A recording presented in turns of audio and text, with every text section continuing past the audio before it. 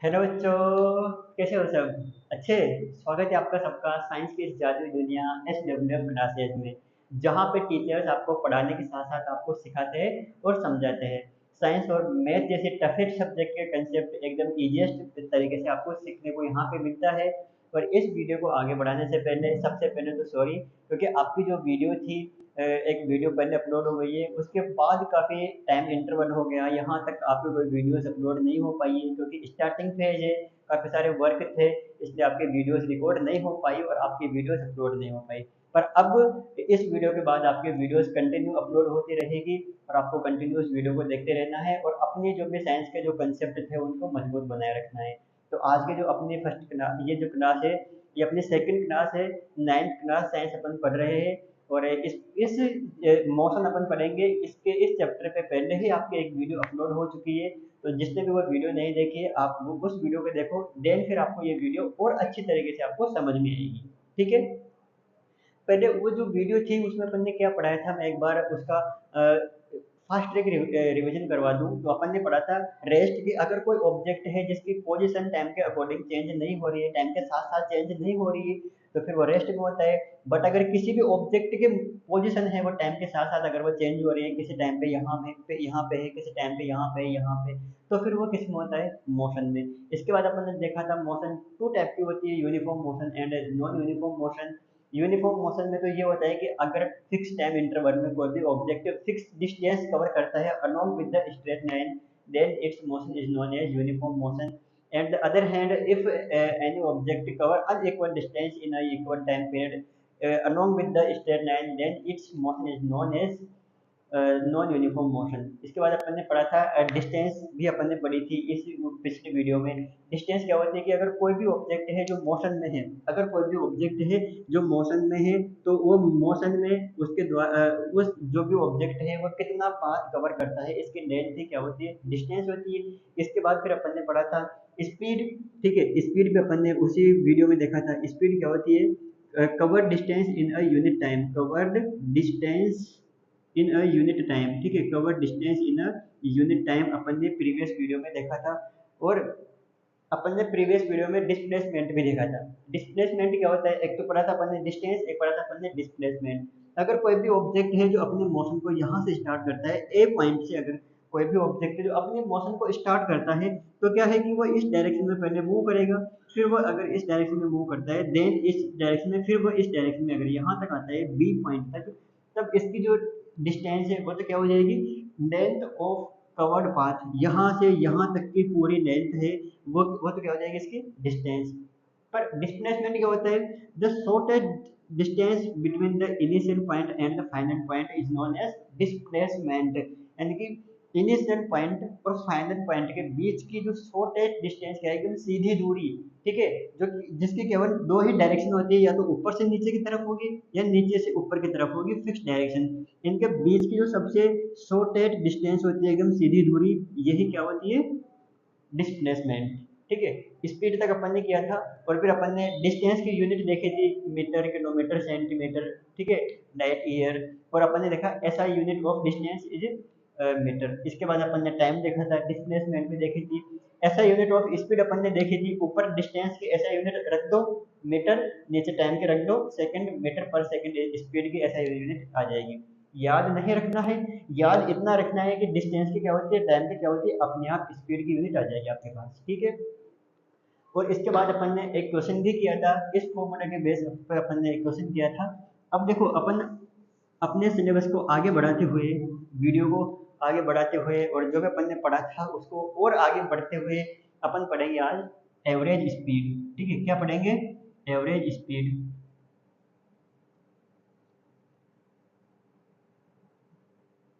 What is average speed. अगर आपसे पूछे कि कोई भी ऑब्जेक्ट है, आपकी स्कूल के वैन ही है, ठीक है, आप सभी स्कूल के स्टूडेंट्स हो, आपके स्कूल की वैन है जो आपके घर से स्टार्ट होती है।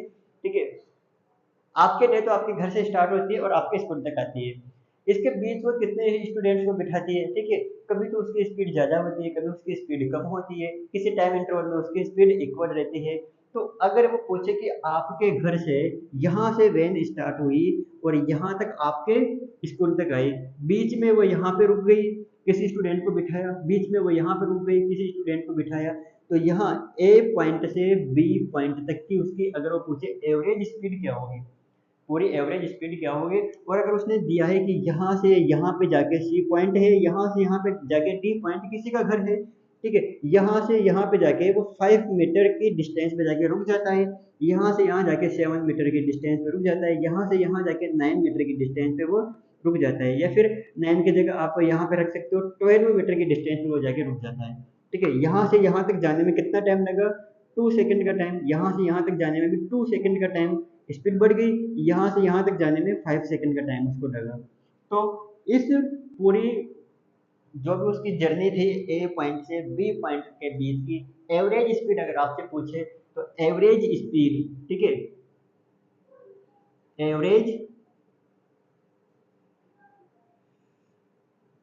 एवरेज स्पीड का जो फॉर्मूला होता है अपना, वो क्या होता है, ठीक है, जितनी भी डिस्टेंस उसने कवर करी, ठीक है, टोटल डिस्टेंस अपॉन जितना भी उसने टाइम लिया, ठीक है, टोटल टेकन टाइम, ठीक है, तो वो क्या आ जाएगी, उसकी एवरेज स्पीड आ जाएगी। इसको भी आपको याद रखना है, कोई ऑब्जेक्ट है, जितनी भी उसने जर्नी करी, कितनी तो डिस्टेंस उसने कवर करी, कितना टाइम उसने लिया, आप उसमें डिवाइड कर देंगे, आपकी एवरेज स्पीड आ जाएगी।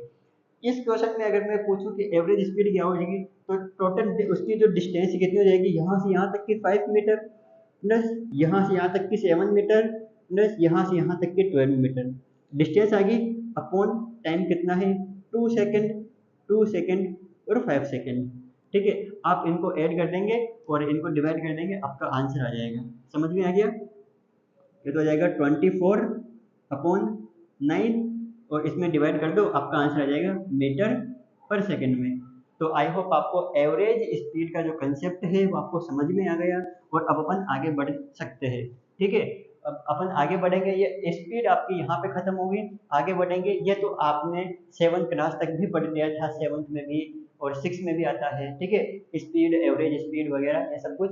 अब जो 9th क्लास का जो टॉपिक है, जो नया टॉपिक, नया वर्ड आपके लिए है, वो क्या है, वेलोसिटी, ठीक है, क्या है, वेलोसिटी। इसको v से रिप्रेजेंट करते हैं, अगर एक ही वेलोसिटी है तो v, दो तीन वेलोसिटी दे रखी है तो u v w अपन उसे रिप्रेजेंट कर सकते हैं, ठीक है, दो तीन ऑब्जेक्ट की दे रखी है तो। अब वेलोसिटी v क्या होती है कि अगर मैं कहूँ कोई भी ऑब्जेक्ट है जो यहाँ से अपने मोशन को स्टार्ट करता है और इस डायरेक्शन में वो मूव करता है वैसे, ठीक है, यहाँ से a पॉइंट और यहाँ से b पॉइंट, ठीक है, तो वेलोसिटी का मीनिंग ये भी एक टाइप की स्पीड ही होती है, बट स्पीड नहीं होती, क्या होती है, speed in a fix direction, fix direction में जो भी स्पीड होगी उसका नाम क्या होता है, velocity.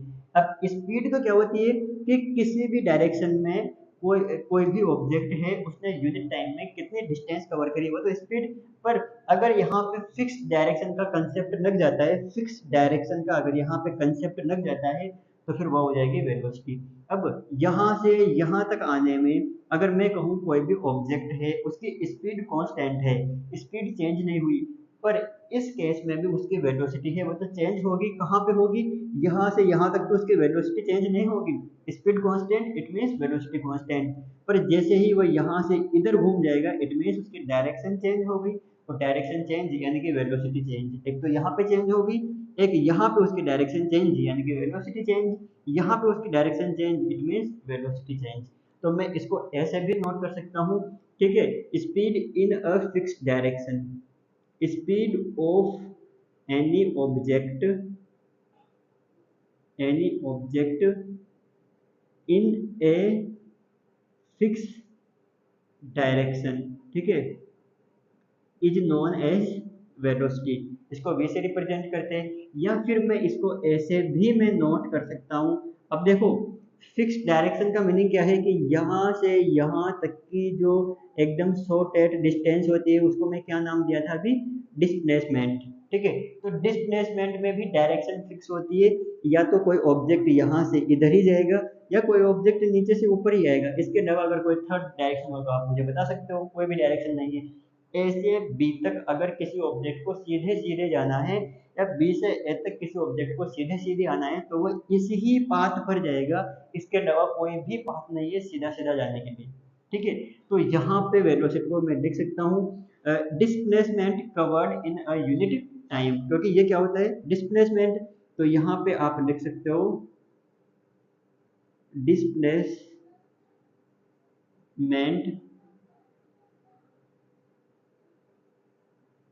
Covered in a unit time. ठीक है, इतना समझ में आ गया। इसके बाद ये जो वेलोसिटी है इसका फॉर्मूला क्या होता है, तो वो तो क्या था डिस्टेंस अपॉन टाइम, ये क्या आ गया displacement covered in a unit time. तो यहाँ से वेलोसिटी का सीधा सीधा फॉर्मूला जो आपके निकल के आएगा वो होगा displacement displacement upon time. I hope आपको ये चीज ये कंसेप्ट है वेलोसिटी का ये समझ में आया होगा, डिस्प्लेसमेंट अपॉन टाइम। अगर मैं पूछूं कि इसकी यूनिट क्या होगी, जैसे अपन ने स्पीड की यूनिट निकाली थी, वैसे वेलोसिटी की भी यूनिट होगी। तो जो इसकी यूनिट आएगी वेलोसिटी की वो क्या आएगी, अगर मैं कहूँ यूनिट कोई सी भी यूनिट हो, तो ऊपर क्या लिखो डिस्प्लेसमेंट की यूनिट लिखो, नीचे टाइम की यूनिट लिखो, अपने आप वेलोसिटी की यूनिट निकल के आ जाएगी। तो डिस्प्लेसमेंट की भी वही यूनिट होती है जो डिस्टेंस की होती है। तो आप यहाँ पे लिख सकते हो सेंटीमीटर, टाइम के लिख सकते हो सेकंड, यहाँ पे लिख सकते हो आप मीटर, टाइम के लिख सकते हो आप सेकंड, यहाँ पे लिख सकते हो आप किलोमीटर, यहाँ पे लिख सकते हो आप आवर्स, किलोमीटर पर आवर्स। तो ये सारी यूनिट्स होती है, ये किसकी होती है वेलोसिटी की। और अगर मैं पूछूं what is the SI unit of velocity, तो S I unit of velocity, इसका मीनिंग क्या है, आपको डिस्प्लेसमेंट की भी ऐसा यूनिट रखनी पड़ेगी और टाइम की भी आपको ऐसा यूनिट रखनी पड़ेगी। तो डिस्प्लेसमेंट की ऐसा यूनिट क्या होती है मीटर, और टाइम की ऐसा यूनिट क्या होती है सेकंड। तो ये आपकी निकल के आ जाती है ऐसा unit of velocity, metre per second. ये ऐसा यूनिट स्पीड की भी वही थी जो वेलोसिटी की है। ठीक है, तो इसमें कोई भी चेंज नहीं है, ये आपको एज इट इज आपको याद रखनी है। ठीक है, अब देखो अगर कोई ऑब्जेक्ट है, हाँ अगर कोई ऑब्जेक्ट है जो डिफरेंट डिफरेंट वेलोसिटी से मूव कर रहा है, ठीक है, अगर जैसे कि कार है, अब कार में ब्रेक लगाया, और ब्रेक लगाने अब अभी तो वो कार मूव कर रही है 50 किलोमीटर पर आवर की स्पीड से। अब जैसे ही कार में ब्रेक लगाया तो आगे जाके 5 सेकंड बाद 10 सेकंड बाद कार रुक जाती है। ठीक है, तो उसकी इनिशियल जो वेलोसिटी थी वो तो 50 किलोमीटर पर आवर थी, रुक जाती है यानी कि जीरो हो गई, 4-5 सेकंड में वो रुक गई। तो उसकी आपको अगर एवरेज वेलोसिटी आपसे पूछे what is the average velocity during the during this motion, तो उसकी एवरेज वेलोसिटी क्या आएगी, उसका भी फॉर्मूला होता है।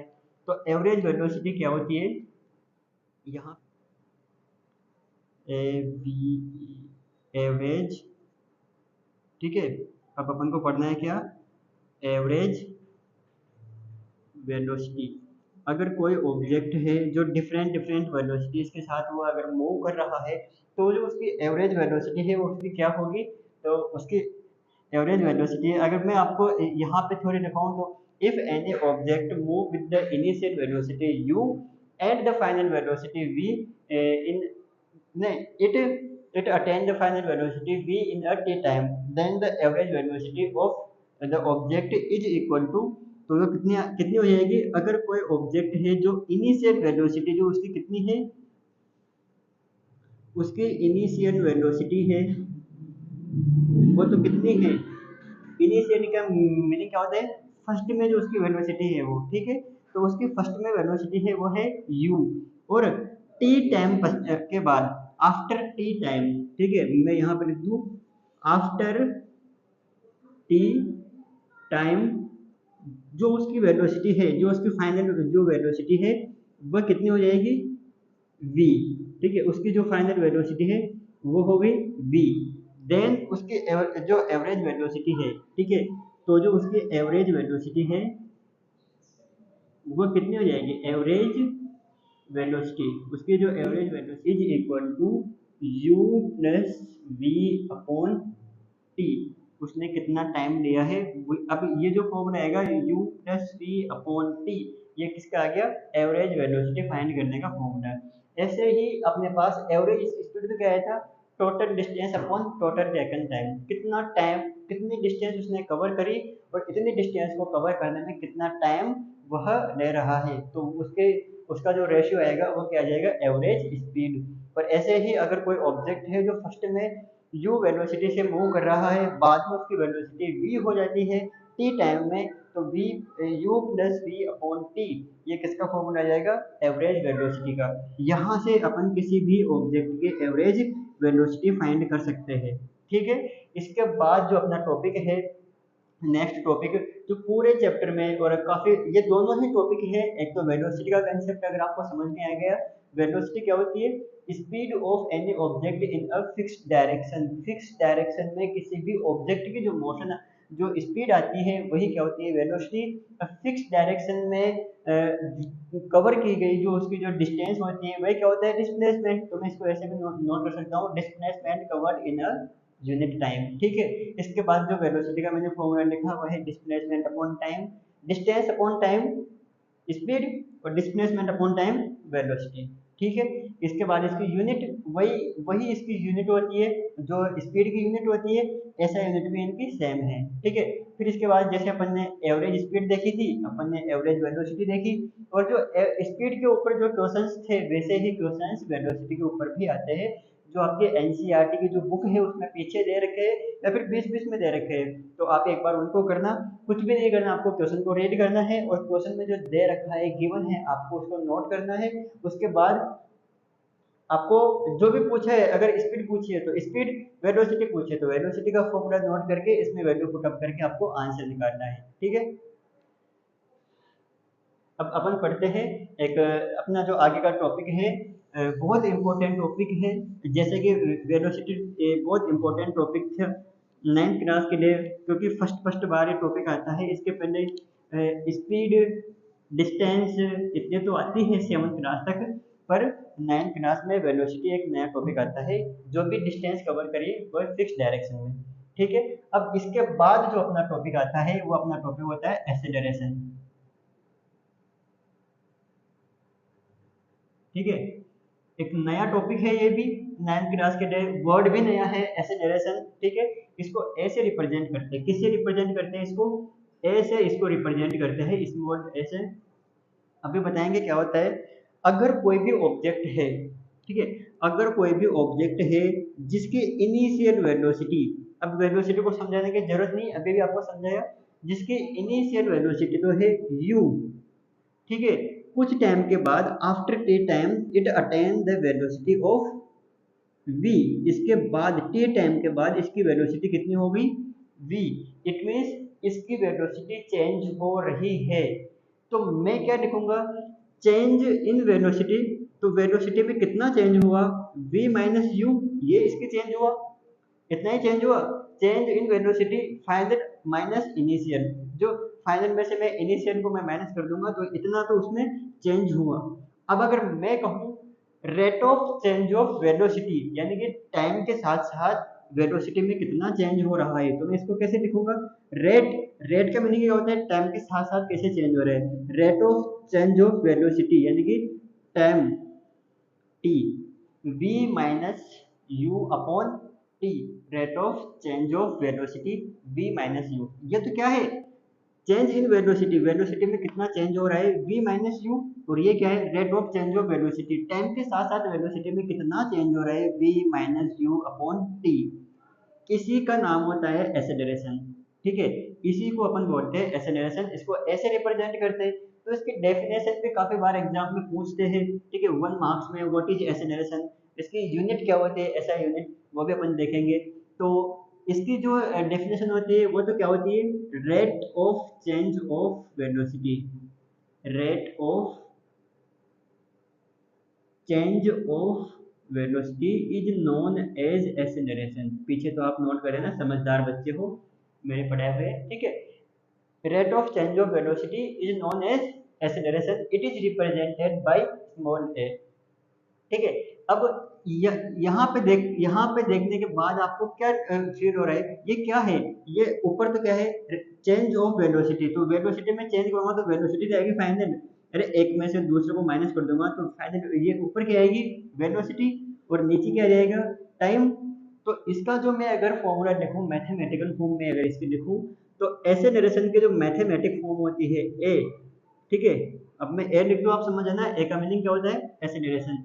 ए ये क्या होता है, ऊपर तो क्या आएगा वेलोसिटी, और नीचे क्या आ जाएगा वेलोसिटी में मैं अगर टाइम से डिवाइड कर दूं तो ये क्या आ जाएगा एसेलरेशन, ठीक है। Velocity upon time. अब यहाँ से अपने पास थ्री फॉर्मूले हो गए, ठीक है, थ्री फॉर्मूले हो गए। फर्स्ट अपन ने पढ़ा था, ठीक है, स्पीड अपन ने पढ़ा था, स्पीड इक्वल टू क्या होता है डिस्टेंस अपॉन टाइम, ठीक है, स्पीड इक्वल टू। उसके बाद अपन ने पढ़ा वेलोसिटी क्या होती है डिस्प्लेसमेंट अपॉन टाइम, ठीक है, डिस्प्लेसमेंट अपॉन टाइम। फिर इसके बाद अपन ने पढ़ा एक्सेलरेशन ए, ये क्या होता है v upon T, velocity upon time. अगर मैं वेलोसिटी में मैं टाइम से डिवाइड कर दूंगा तो ये क्या आ जाएगा एक्सेलरेशन। इसको मैं ऐसे भी तो बोल सकता हूँ कि अगर मैं डिस्प्लेसमेंट में टू टाइम टाइम से डिवाइड कर दूंगा, अगर मैं डिस्प्लेसमेंट को दो बार टाइम से डिवाइड कर दूंगा तो एक्सेलरेशन आ जाएगा अपने पास, ठीक है। अब देखो इसकी यूनिट क्या होती है, याद रखने की जरूरत नहीं है, याद तो अपने आप हो जाएगी। जैसे आप इसके न्यूमेरिकल्स करेंगे, क्वेश्चंस करेंगे बुक में, वो तो अपने आप याद हो जाएगी। पर इसको निकालते कैसे है, तो जो इसकी यूनिट आती है एक्सेलरेशन की जो यूनिट है, ठीक है, वो क्या है, ऊपर वेलोसिटी की यूनिट रख दो और नीचे टाइम की यूनिट रख दो। तो वेलोसिटी की भी आपको काफी सारी यूनिट बताइए, ठीक है, आपको वेलोसिटी की भी काफी सारी यूनिट बताइए और टाइम की भी काफी सारी यूनिट बताइए। तो आपका काम है आप उनको पुट कर करके वेलोसिटी की डिफरेंट डिफरेंट यूनिट फाइंड करो, और मैं आपको बता रहा हूँ डायरेक्ट एसआई यूनिट, ठीक है, एसआई यूनिट ऑफ एक्सेलरेशन। तो ऊपर मैं वेलोसिटी की एसआई यूनिट में पुटअप कर दूंगा, तो जब मैं यहाँ पे वेलोसिटी की एसआई यूनिट पुट करूंगा तो वो क्या होती है मीटर पर सेकंड, ठीक है, इतनी होती है, अभी अभी पढ़ा था। टाइम की क्या होती है सेकंड, ऐसा यूनिट क्या होती है टाइम की सेकंड। अब आपने देखा होगा मैथमेटिक्स में जब टू फ्रैक्शंस आपस में फ्रैक्शंस बनाती है, ठीक है, तो ये कैसे, इसको कैसे सोल्व करते हैं ए अपॉन बी, ठीक है, और इसको अपन उल्टा करके यहाँ पे मल्टीप्लाई कर देते हैं, ठीक है, इसको यहाँ पे रैशनलाइजेशन कर देते हैं इसका। तो यहाँ पे क्या है, जिसका कुछ नहीं होता उसका भगवान, और जिसके नीचे कुछ नहीं होता उसका वन, ठीक है। ये क्या हो जाएगा मीटर पर सेकंड, ठीक है, मल्टीप्लाई में वन अपॉन सेकंड। इतना समझ में आ गया। अब इसको और आगे सोल्व करेंगे तो ऐसा unit of acceleration is equal to metre per second square, क्या हो जाएगा इस second multiply second is equal to second square. Metre per second square is the SI unit of acceleration. समझ में आ रहा है यहाँ तक। अब इसको एक लिखने का तरीका और भी है, मीटर जब ये सेकंड स्क्वायर ऊपर जाता है तो ये माइनस के टू बन जाता है, माइनस स्क्वायर, ठीक है, इसको ऐसे भी रिप्रेजेंट करते हैं, बुक में ऐसे है, आप ऐसे दोनों तरफ कैसे भी आप इसको नोट कर सकते हो। तो ये होता है acceleration. Rate of change of velocity is known as acceleration. इसका फॉर्मूला होता है वेलोसिटी अपॉन टाइम, और इसकी जो यूनिट होती है ऐसा यूनिट वो होती है मीटर पर सेकंड स्क्वायर, ठीक है। फिर इसको अगर अपन आगे और भी नोट करना चाहिए तो जो एक्सेलरेशन का एक फॉर्मूला है जो आपकी डेफिनेशन से आता है rate of change of velocity. तो अगर फाइनल वेलोसिटी v है, इनिशियल वेलोसिटी u है, टाइम से डिवाइड कर देंगे तो ये क्या आ जाएगा v minus you upon T, ठीक है। ये दोनों ही फॉर्मूले आपको याद रखने हैं, ये तो अपने आप याद रह जाएगा अगर ये वाला याद रह जाएगा और डेफिनेशन आपको याद हो जाएगी तो, ठीक है। यहाँ तक आपका जो एक्सेलरेशन का जो कंसेप्ट था वो कंसेप्ट पूरी तरीके से क्लियर हो गया है। अब अपन नेक्स्ट वीडियो में पढ़ेंगे यूनिफॉर्म एक्सेलरेशन क्या होता है, ठीक है, और नॉन यूनिफॉर्म एक्सेलरेशन क्या होता है। इसके बाद ग्राफ्स देखेंगे, जो भी uniform motion non uniform motion के ग्राफ कैसे बनते हैं। फिर उसके बाद एक बहुत ही इंपॉर्टेंट टॉपिक करेंगे इक्वेशंस ऑफ मोशन, ठीक है, थ्री इक्वेशन है मोशन की, तो उसको करेंगे। फिर उसके बाद अपन चैप्टर का समापन करेंगे। शायद नेक्स्ट वीडियो में नहीं हो पाए, दो वीडियो और बनेगी, पर कोई ना, इतने बड़े चैप्टर की अगर चार वीडियो में कंप्लीट हो रहे हैं तो काफ़ी कम वीडियोज है। मैं कोशिश कर रहा हूँ कि शॉर्ट से शॉर्ट वीडियो बनाऊँ और कम से कम शब्दों में वर्ड्स में बड़े से बड़े कंसेप्ट को आपको समझाने की कोशिश करते हैं। तो आप पढ़ते रहिए, हंसते रहिए, मुस्कुराते रहिए, नोट्स बनाते रहिए और रिवीजन करते रहिए, प्रैक्टिस करते रहिए क्वेश्चंस की, हंसते रहिए, मुस्कुराते रहिए, ठीक है, ये आपकी डेली लाइफ में होना चाहिए। Thank you.